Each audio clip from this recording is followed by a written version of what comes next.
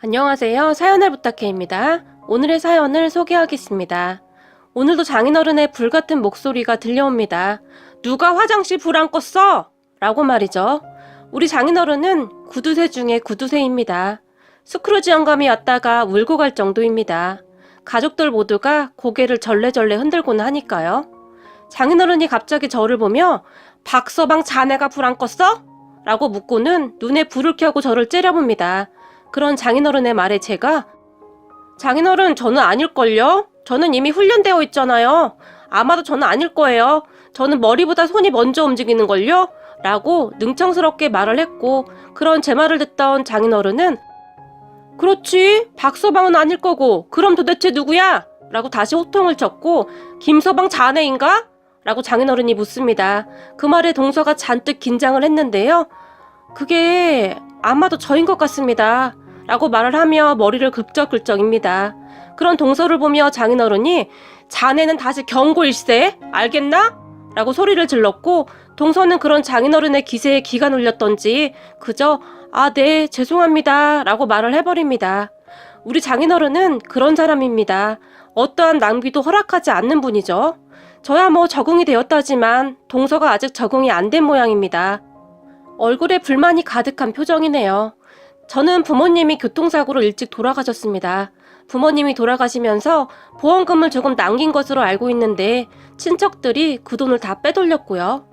그때 당시 저는 어렸기 때문에 딱히 뭘 할 수가 없었는데요. 다만 머릿속에 기억나는 장면이 하나가 있네요. 부모님이 돌아가시고 병원 장례식장에서 친가 가족들과 외가 가족들이 멱살을 잡고 싸움을 하던 장면이었어요. 우리 아들 보험금을 당신이 왜 가져간다는 거야? 라고 친할머니가 소리를 질렀고 그런 친할머니에게 외할아버지가 내 딸 보험금도 거기 있잖아. 어디서 말을 함부로 하는 거야? 라며 장례식장에 떠내려가라 소리를 질러댔거든요. 그렇게 몸싸움까지 났고 장례식장을 두 가족이 완전히 뒤집어 놓았어요. 어린 나이였지만 그저 대단하다는 생각밖에 들지 않았던 것 같네요. 결국 싸움에서 이긴 것인지 뭔지는 잘 모르겠지만 저는 큰아빠 집에서 살게 되었고 그곳에서 구박덩이로 살았어요. 하물며 큰엄마는 밥 먹는 것도 눈치를 줬는데요. 눈치도 없이 새끼를 꼬박꼬박 다 먹어 라는 말도 서슴지 않고 했거든요. 그리고 혹시 치킨이나 피자를 먹을 때면 저보고 방 밖으로 나오지 말라고 하고는 자기들끼리 먹었는데 그 냄새가 제 방으로 다 새어들어왔어요. 그 어린 나이에 얼마나 먹고 싶었겠습니까? 밥도 많이 먹지도 못하게 해서 항상 배가 고픈데 치킨 냄새가 새어들어오니 눈물이 나도록 먹고 싶더라고요. 그리고 뱃속이 아리도록 아팠어요. 배가 고파서 말이죠. 지금 생각해보면 참 인간 같지도 않았다는 생각이 드네요. 저도 지금은 자식 낳아서 키우고 있는데 그 조그만 아이한테 어쩌면 그렇게도 모질게 할 수가 있었을까요? 그리고 제가 고3 때였을 거예요. 큰아빠에게 선생님이 대학 이야기를 꺼내는데요. 라고 계속 눈치를 보다가 정말 어렵게 말을 꺼냈는데요. 큰아빠가 그런 제 말을 듣다가는 대학은 뭔 대학이야? 대학은 가서 뭐하게? 돈이나 벌어 이놈아! 라고 말을 하며 비웃었어요. 그렇게 저는 고등학교를 졸업하고 큰 댁을 나와서 공사장을 맴돌면서 살았어요. 차라리 그게 마음이 더 편했던 것 같아요. 몸이 힘들긴 했지만 적어도 먹는 것은 마음껏 먹었으니까요. 그러다가 우연찮게 장인어른을 만나게 된 것입니다. 공사판에서 일을 하다가 사람들과 같이 짜장면을 시켰는데요. 그때 그곳으로 짜장면 배달을 온 사람이 장인어른이었어요. 배달을 온 장인어른은 배달통에서 짜장면을 내려놓으며 저를 유심히 봤어요. 그리고는 자네는 나이가 몇 살인가? 라고 저에게 물었어요. 이제 20살입니다. 라고 말을 하던 저에게 장인어른이 자네 우리 집에서 배달 한번 해볼 생각 없나? 배달하던 놈이 갑자기 안 나와서 큰일이네? 라고 말을 했지만 제가 별 관심을 보이지 않자 우리 집에 오면 숙박이 가능한데? 라는 제안을 했어요. 그 제안에 귀가 솔깃해져서 다음날부터 장인어른의 짜장면 가게에서 일을 하게 되었어요. 그리고 장인어른과 저의 인연은 그렇게 시작이 되었어요. 정말 숙박도 해결이 가능했고 식사도 그냥 먹을 수 있어서 저에게는 최고의 장소였어요. 장인어른은 엄청 깐깐하고 잔소리가 많았지만 큰아버지와 큰엄마의 구박에 비하면 정말 이제 아무것도 아니었어요. 그리고 장인어른은 먹는 것은 절대 아끼지 않고 많이 많이 먹여줬거든요. 그러던 어느 날 가게에 어떤 여자가 들어왔는데 장인어른의 딸이었어요. 맞습니다. 그 사람이 지금의 제 와이프입니다. 제가 한눈에 보고 반해버린 여자고 말이죠. 하지만 와이프는 제가 감히 쳐다볼 수도 없는 사람이었어요. 저와는 다르게 좋은 부모님 밑에서 부족함 없이 대학까지 다니고 있는 그런 여자였으니까요. 저는 그렇게 한동안 와이프를 가슴에 담아둔 채 멀리서 지켜만 보고 있었는데요. 그런 제 마음을 사장님이, 그러니까 지금은 장인어른이죠. 장인어른이 눈치채고 있었던 것 같아요. 어느 날 가게 문을 닫고 저에게 박군, 나랑 맥주 한잔 하자 라며 치킨 한 마리를 배달시켰는데요. 맥주와 치킨을 정신없이 먹어대던 저에게 장인어른이 이거 한 마리는 안 되겠다. 우리 보쌈도 하나 먹을래? 라고 묻더라고요. 그런 장인어른의 말에 제가 고개를 끄덕였고 잠시 후 보쌈이 배달되어 왔는데요. 보쌈을 맛있게 먹던 장인어른이 갑자기 박군 부모님은 어떻게 된 건가? 라고 묻더라고요. 그런 장인어른에게 어릴 때 교통사고로 돌아가셨습니다. 라고 아무렇지도 않게 말을 했는데요. 그럼 그동안 박군이 고생이 많았겠구나 라고 묻더니 그런데 참 잘 컸다 라고 말을 하면서 제 등을 쓰다듬어 주셨어요. 장인어른의 말을 들으며 입안 가득 보쌈을 넣고 우적우적 먹고 있었는데요. 제 눈에서 갑자기 눈물이 뚝뚝뚝 떨어지기 시작했어요. 그동안의 서러움이 복받쳤던 것 같아요. 그런 제 모습을 보며 장인어른이 어이구 이놈아, 입에 있는 거나 다 먹고 울던지, 어이구 콧물에 눈물에 내가 아주 더러워서 못 보겠다 라고 말을 하면서 화장지를 가지고 오더니 제 눈물과 콧물을 직접 닦아줬어요. 무뚝뚝한 것 같았지만 어딘지 모르게 사람의 마음을 정확히 아는 분이라고 해야 할까요? 제가 어떠한 것에 상처를 받고 있고 힘들어하고 있는 것인지 한 번에 알아봐 주셨어요. 생각해보세요. 고아라고 하면 다들 삐뚤어진 시선으로 바라보기가 일쑤였거든요. 그런데 그런 저를 보며 잘 컸다니요? 저에게 그런 따뜻한 말을 해준 분은 장인어른이 처음이었던 것 같습니다.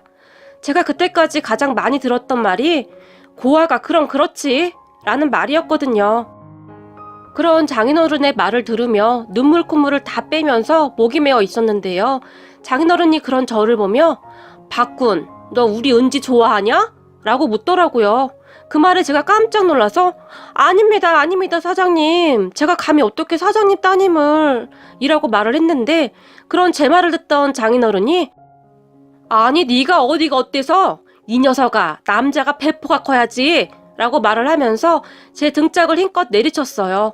그러더니 저에게 박구나, 너 학교 다닐 때 공부 잘했지? 라고 한마디를 더 물었어요. 그런 장인어른의 얼굴을 제가 그저 멍이 바라봤는데요. 내가 이래봬도 사람 보는 눈이 조금 있어. 사람 얼굴 보면 딱 보여. 근데 박군 너는 공부를 해서 먹고 살 팔자야. 너 공부하는 거 좋아하지? 공부 더 하고 싶었지? 라고 묻더라고요. 그런 장인어른의 말에 문득 생각이 났어요. 저는 수학이 참 좋았어요. 참 신기한 것이 복잡한 문제일수록 끝까지 파고들어서 풀어나가는 것이 그렇게 재미가 있을 수가 없었어요. 그래서 그랬는지 성적이 나쁘지는 않았던 것 같네요. 다만 같은 반 친구들이 시험을 보고 나면 고아 주제에 어떻게 나보다 성적이 더 좋아? 너 컨닝했지? 라고 괴롭혀서 오히려 알면서도 틀린 적도 있었어요. 부잣집 애들보다 성적이 잘 나오면 선생님조차도 저를 의심하기도 했거든요. 그리고 집에서 공부를 하기 위해 불을 켜놓고 있으면 큰엄마가 너 가르칠 돈 없다. 공부는 무슨 공부야. 잠이나 자. 전기세 아까우니까. 라는 말을 항상 했기 때문에 저는 공부를 해야 한다는 생각을 못했어요. 그런 장인어른의 말에 제가 수학 문제를 풀 때는 시간 가는 줄 모르고 풀긴 했어요. 그런데 공부를 썩 잘하지는 못했어요. 라고 씩 하고 웃었는데요. 장인어른이 저에게 봤구나. 사람은 배워야 하는 거다. 그래야 살면서 무시 안 당하는 거야. 알겠냐? 앞으로 배달일 줄여줄 테니까 학원 다녀라. 나머지 시간은 내가 알아서 배달하마. 라고 말을 했어요. 그리고 혹시 모르는 문제가 있으면 은지한테 물어보고 내가 이야기해놓마. 알겠냐? 라고 말을 하며 저를 바라봤어요.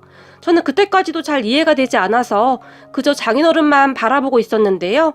장인어른이 그런 제 등짝을 내려치더니 알겠냐고 이놈아! 라고 말을 했어요. 그리고는 힘들 거야. 일하면서 공부하는 것이 어디 보통 일이겠냐? 그런데 해야 한다. 너는 꼭 해내야 한다. 그래야 사람들이 너를 고아라고 함부로 하지 않는 거다.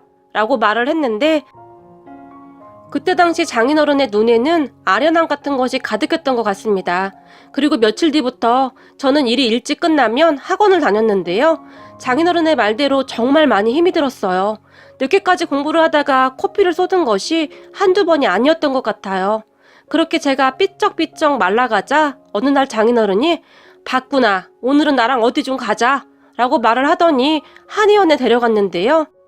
우리 애가 요즘 몸이 많이 피곤해서 그러는데 제일로 좀 보약 한 잔만 해주소. 라고 말을 했어요. 그런 장인어른을 제가 놀란 눈으로 바라봤는데요. 장인어른이 제 눈을 애써 피해버리며 요즘 코피도 많이 썼고 애가 꼴이 영 말이 아니네요. 라고 한의사를 보며 말을 했어요. 그렇게 한약을 주문해놓고 나오는데 장인어른이 저를 보며 걱정 마 이놈아, 네 월급에서 깔 거니까 라고 말을 하더니 저를 데리고 꽤 비싼 소고기집으로 들어갔어요. 그리고는 오늘은 둘이 몸보신 좀 한번 해보자 라고 말을 하고는 소고기를 굽기 시작했는데요. 제가 생각했던 것보다 훨씬 많은 양의 소고기를 시켰는데 저는 계속 먹기만 했고 장인어른은 계속 굽기만 했어요. 맨날 눈칫밥만 먹고 자랐었는데 장인어른은 고기 한 점 제대로 먹지도 않고 고기를 굽기 바쁘게 많이 먹어라. 많이 먹어야 힘을 내서 공부를 하지. 얼른 더 먹어. 여기 고기 아주 많다. 라고 말을 하며 제 그릇에 고기를 쌓아두기 바빴어요. 세상에 태어나서 처음 느껴보는 사랑이었다고 해야 할까요? 우리 장인어른은 그런 분이었어요. 엄청 잔소리가 심하고 무섭게 말을 했지만 사실은 가슴이 참 따뜻한 그런 분이었어요. 저는 그렇게 꽤 괜찮은 대학에 합격을 했고 공부를 하면서도 열심히 짜장면 배달도 해서 돈도 벌었는데요. 하지만 다들 아시다시피 등록금이 한두 푼 하는 것도 아니고 저 혼자 힘으로는 부족한 부분이 있었는데요. 그런 부족한 부분은 장인어른이 아낌없이 도와줬어요. 평소에는 그토록 짠돌이인 장인어른이었지만 어렵게 말을 꺼낸 저에게 항상 한치의 망설임도 없이 도움을 주셨어요. 그리고는 항상 어떻게든 성공해라. 알겠냐? 너는 큰 물에서 놀놈이야 이놈아. 내가 얼굴을 딱 보면 알아. 한눈에 알아봤어. 라고 큰 소리로 말을 해주었어요. 장인어른의 그 한마디 한마디는 저에게 뭐라 설명할 수도 없는 큰 힘이 되어주었고 그동안 자존감이 많이 낮았던 제가 점점 변해갔어요.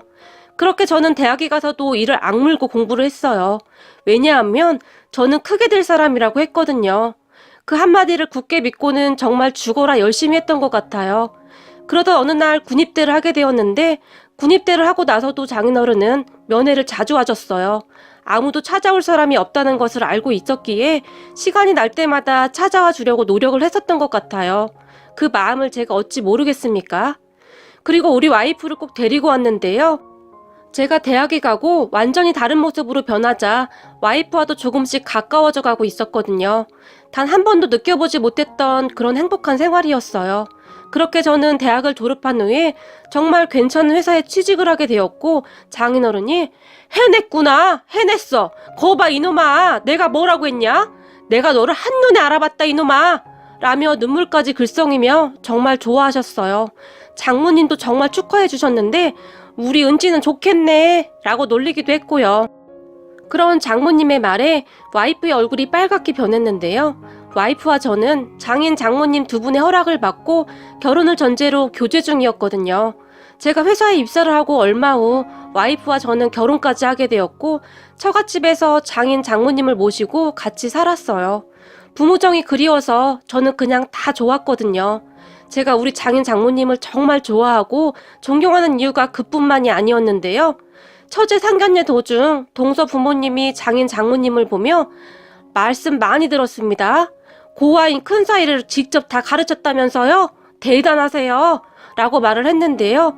어찌 보면 별 뜻이 없어 보일 수도 있었고 또 어찌 보면 약간의 기선제압 같은 것이었다고 해야 할까요? 우리 아들은 멀쩡한 집안에서 잘 자란 그런 사람입니다. 잠깐이지만 그런 느낌이 들었던 것 같아요. 유난히 고아 부분을 강조해서 말을 했거든요. 그런데 식사를 하던 장인어른이 갑자기 젓가락을 탁 하고 내려놓더니 고아가 아니라 제 사이지요. 사이도 자식인데 말씀이 조금 지나치신 듯합니다. 라고 단호하게 말을 했어요. 장인어른의 말에 사돈어르신들이 어쩔 줄을 몰라 했는데요. 말 한마디 한마디가 당사자한테는 비수가 되어 꽂히는 법입니다.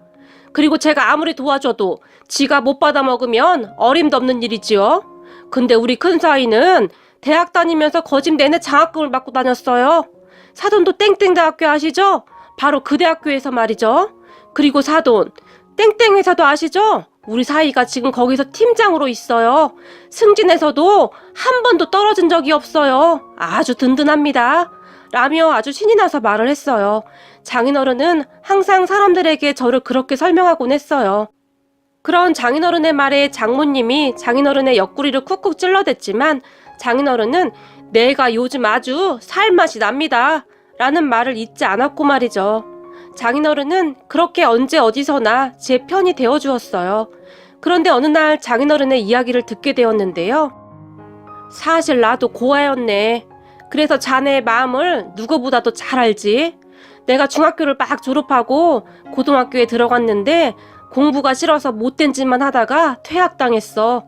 그렇게 막노동판을 돌다가 어느 날 우리 장인을 만났어.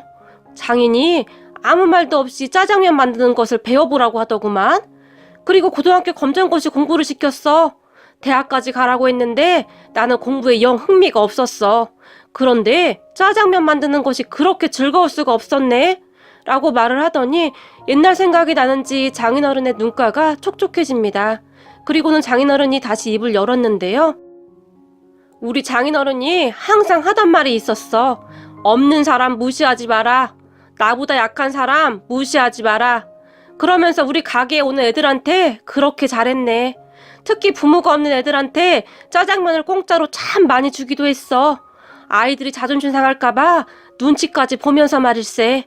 나는 그런 장인어른을 만나서 세상을 보는 눈을 바꿨네. 그때 당시 우리 장인어른이 짜장면을 공짜로 많이 준다는 소문이 났었는데 한 번은 가게에 어떤 꼬마가 들어왔었네. 한 7살쯤 되어 보였나? 나는 장인어른이 시키는 대로 짜장면을 만들어서 아이에게 가져다 줬네. 딱 봐도 옷을 허름하게 입은 아이였어. 돈을 낼 수가 없는 아이였지. 그런데 아이가 짜장면을 딱 반절만 먹고는 더 먹지를 않는 거야. 그렇게 눈치만 계속 보고 있는데 그 모습을 가만히 지켜보던 우리 장인어른이 왜 더 안 먹어? 얼른 다 먹어. 아저씨가 포장 하나 더 해줄 테니까. 라고 말을 하더구만. 그러더니 나보고 한 그릇 더 포장을 해주라고 하더구만. 알고 보니 항상 같이 오던 할머니가 몸이 안 좋아서 같이 못 왔던 모양이야. 그래서 딱 반절만 먹고 반절은 할머니에게 가져다 주려고 했었던 것이지. 그리고 우리 장인어른은 그런 아이의 마음을 정확하게 이해하고 있었던 것이지. 그리고 나는 그때 다짐했었네. 장인어른 같은 사람이 되어야겠구나 하고 말일세. 라고 말을 했는데요. 그런 장인어른의 이야기를 듣다 보니 실제로 장인어른은 정말 좋은 일을 참 많이 하고 있었어요. 주기적으로 고아원에 방문해서 짜장면을 만들어서 먹이기도 했고 여기저기 후원도 참 많이 했습니다. 하지만 단 한 번도 아까워하지 않았어요. 항상 얼굴에 미소가 가득했거든요. 그리고 저도 그런 장인어른을 따라 배워가고 있었습니다.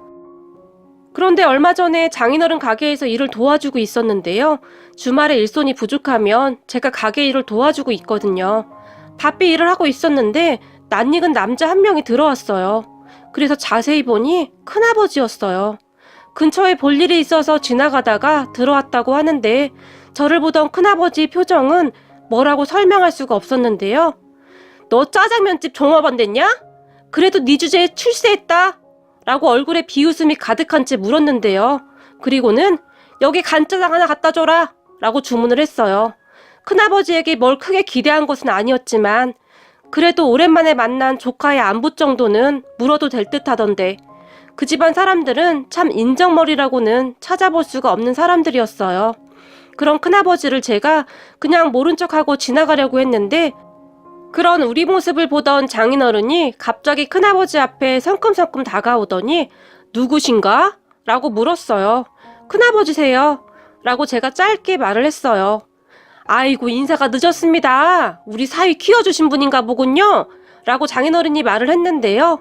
그 말을 듣고 있던 큰아버지가 상당히 놀란 표정으로 사위요? 라고 짧게 물어봤어요. 그럼 큰아버지에게 장인어른이 예, 우리 귀한 사이지요. 공휴일에는 집에서 쉬라고 하는데도 굳이 와서 도와주네요. 큰 회사 다니느라 피곤할 텐데 말이죠. 라고 말을 해버렸어요. 그러더니 우리 사위가 땡땡 회사 다니거든요. 땡땡 회사 알죠? 거기 팀장입니다. 라고 말을 하며 큰 소리로 웃었어요. 그런 장인어른의 말을 듣던 큰아버지가 들고 있던 젓가락을 떨어뜨렸는데요. 니까짓 게 어떻게 그 큰 회사를 들어갔냐? 라고 물었어요. 그 말에 장인어른의 표정이 굳어졌는데요. 니까짓 거라니요? 남이 귀한 사위한테. 우리 사위는 이제 그쪽이 그렇게 함부로 할 사람이 아니거든요? 라고 말을 해버렸어요. 그 순간 큰아버지의 표정은 뭐라 표현할 수도 없이 구겨져 버렸는데요. 먹던 음식도 다 먹지 못하고 놀라서 가버렸어요. 그런데 얼마 후에 다시 찾아와서는 하는 말이 니네 형이 말이다. 사업을 하잖니? 그런데 네 얘기를 하니까 잘 되었다고 그렇게 좋아하지 않겠니? 마침 니네 회사와 거래를 터야 하는데 네가 거기 팀장이라며 네가 힘 좀 써주면 잘 될 것 같다고 하던데 네가 힘 좀 한번 써주면 안 되겠냐? 라고 능글능글 맞게 웃으며 말을 했어요. 저는 그런 큰아버지를 보며 그럼 이미 거래하는 업체를 내보내라는 말인가요? 그럴 순 없죠. 지금 거래하는 업체가 일을 못하는 것도 아니고 그 업체도 생계가 걸린 문제인데 라고 딱 잘라서 말을 했는데요. 큰아버지가 갑자기 제 손을 덥석 잡더니 그러지 말고 좀 부탁하마. 우리 전 재산 거기다 다 투자했는데 지금 많이 힘이 들어서 그런다. 그 업체랑은 피 한 방울 안 섞였지만 너랑 나랑은 같은 피가 흐르는 가족 아니더냐? 라고 말을 했는데요. 사람이 어쩌면 그렇게 뻔뻔할 수가 있나요? 우리 부모님 보험금도 다 가져다 쓰고 그렇게 구박까지 하고는 어떻게 이런 부탁을 할 수가 있을까요? 제가 그런 큰아버지의 손을 매정하게 뿌리쳐버리며 그렇게 사니까 평생 일이 안 풀리죠. 사람이 마음을 곱게 써야 일이 잘 풀리는 겁니다. 예전이나 지금이나 변한 게 하나도 없네요. 우리 부모님 보험금 가지고 멱살 잡고 싸울 때부터 당신들은 인간들이 아니었어. 알겠어? 그런데 지금 나보고 다른 사람 밥줄을 끊어서 당신네 먹여 살려달라고? 내가 왜 그래야 하는데? 하루 밥 3번 먹는 것도 눈치를 준 당신들한테 웃기는 소리 하지 말고 그만 가시죠. 그리고 우리 회사에 들어올 생각도 하지 말고 당신들보다 더 열심히 사는 사람들이 얼마나 많은 줄 알아? 라고 처음으로 마음속에 있던 말을 쏟아내버렸어요. 하지만 그런 제 말을 듣던 큰아버지가 이런 싸가지 없는 놈이 내가 다 키워줬더니 뭐가 어쩌고 어째? 라며 제 뺨을 때렸어요. 그리고 그런 모습을 멀리서 지켜보던 장인어른이 순식간에 우리에게로 뛰어왔는데요. 당신이 뭔데 내 사위를 때려! 라고 소리를 지르더니 큰아버지의 멱살을 있는 힘껏 움켜잡고는 바닥에 내팽개쳐 버렸어요. 정말 순식간에 일어난 일이었고 다들 깜짝 놀라 있었는데요. 큰아버지는 그렇게 쌍욕을 하고 나가버렸어요. 그리고 장인어른이 저를 보며 아주 잘했다. 아주 잘했어. 사람이 가끔은 그렇게 할 말은 다 하고 살아야 하는 거야. 내 속이 아주 다 시원하네. 내가 뭘 했냐? 성공하면 아무도 너 못 건드린다고 했지? 앞으로도 그렇게 당당히 살아. 알겠냐? 라고 말을 하면서 큰 소리로 웃었어요. 살면서 뺨을 얻어맞고도 오히려 그렇게 속이 뻥 뚫린 듯 시원했던 적은 처음이었던 것 같네요. 그리고 저는 사촌형이 운영한다는 회사를 몰래 한번 확인해 봤는데요. 엉망진창이더라고요. 사업을 한다는 사람이 그렇게 운영을 하고 있으니 잘 될 리가 있겠어요? 오늘 내일 망해도 전혀 이상하지가 않을 상황이더라고요. 그런 것을 보는데 왜 이렇게 통쾌한 것인지 모르겠네요. 그동안의 제 울분이 다 씻겨 내려가는 기분입니다. 평생을 안고 있었던 장례식장에서의 그 서름을 이제야 떨쳐낼 수가 있을 것 같네요. 그리고 우리 장인어른은 오늘도 잔소리를 시작합니다. 그런 장인어른의 잔소리가 오히려 정겹게 느껴지면서 눈물이 날 정도입니다. 장인 장모님, 오래오래 건강하세요. 이 사위가 해드릴 수 있는 것은 다 해드릴 거니까요. 항상 너무너무 감사드려요. 우리 아버님, 어머님.